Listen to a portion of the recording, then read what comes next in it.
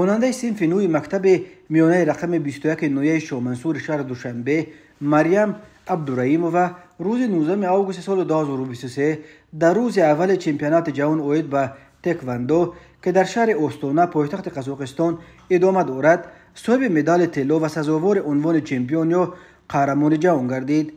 در این باره در فیسبوک اسام‌الدین بابازاده سردار مؤسسه‌های تحصیلات تا مکتبی و میانه عمومی سراسط معارف شهر دوشنبه خبر داد. آفرین، خواننده پایتخت چمپیون جهان شد. نوشته است اسام‌الدین بابازاده. تکواندو مثل کراته و کنفو یک نوع محاربه‌های شرقی است.